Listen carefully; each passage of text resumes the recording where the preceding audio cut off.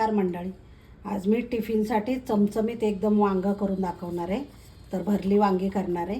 तर त्याच्यासाठी मी ही अशी काटेरी वांगी घेतलेले आहेत, अर्धा किलो घेतलेले आहेत, सुकी करणार आहे त्याच्यामुळे. आणि त्याच्यासाठी मी साहित्य दाखवते. कोथिंबीरच्या काड्या घेतलेल्या आहेत बघा, नेहमीप्रमाणे. ह्यानी खूप छान टेस्ट येते. थोडासा लसूण घेतलेला आहे, लसूण घेतलेला आहे, अद्रक घेतलेलं आहे. आणि इथं खोबऱ्याचं मी खोबरं आणि लसूण वाटलेलं आहे. तर मी म्हणून थोडासाच लसूण घेतलेला आहे. लसूण जास्त असेल तर खूप छान टेस्ट येते. आणि हे लसूण खोबऱ्याचं वाटण आहे ना, ते पण मी ह्याच्यात घालून घेणार आहे, 2 चमचे. झटपट होणारी भाजी आहे बघा.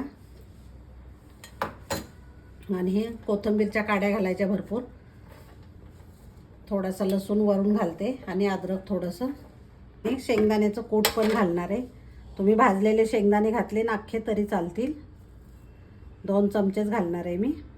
आणि टिफिनसाठी ना खूप टेन्शन येतं, भाज्या काय करायच्या. आणि वांगा आपण देऊ शकत नाही, जास्त करून कोबी, बटाटा, मेथी असं देतो आपण. तर वांग्याचं पण एकदा तुम्ही भरले वांगे देऊन बघा तुम्ही, खूप छान टेस्ट येते आणि खूप आवडेल सर्वांना.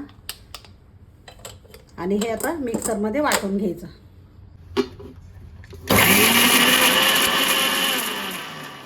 तर मंडळी, जरासं जाडसर वाटलेलं आहे मी. त्याच्यामध्ये आता बाकीचे मसाले घालू आपण.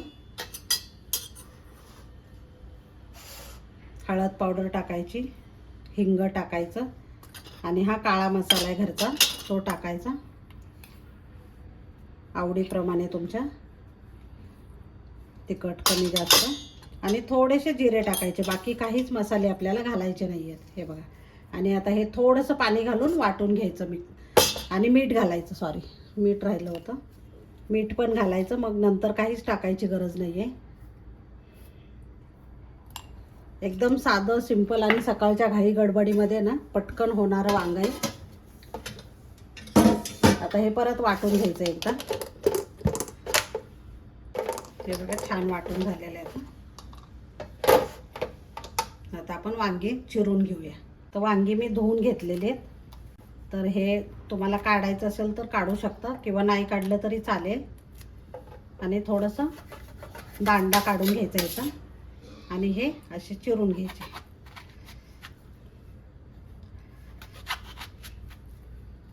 हे बघा, आतपर्यंत काय आहे का बघायचं, कारण खराब पण असतात, किडके असतात कधी कधी. हे असं काढून घेते मी.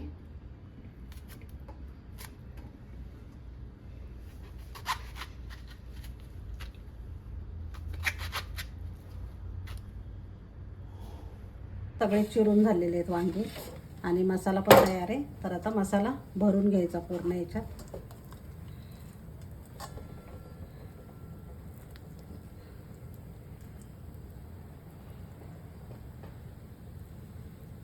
या पद्धतीने मंडळी, आता कुकरमध्येच करणार आहे झटपट.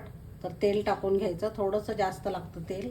थोडीशी मोहरी टाकायची, जिरे टाकायचे, आणि कढीपत्ता टाकायचा. आणि हे सगळे भरलेले वांगे आहेत ना, ते सगळे टाकून घ्यायचे. हा उरलेला मसाला पण थोडासा आहे ना, तो पण टाकायचा. तर आता मस्त परतून घ्यायचं. अगदी मिक्सरच्या भांड्यात जेवढं पाणी होतं ना, तेवढंच आपण टाकणार आहे, जास्त नाही टाकणार आहे. आणि थोडंसं मिक्स करून घ्यायचं.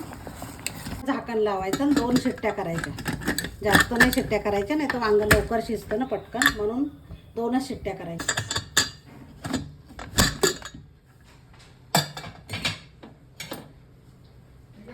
किती सुंदर झालेलं आहे बघा. हे बघा मंडळी, किती सुंदर झालेलं आहे.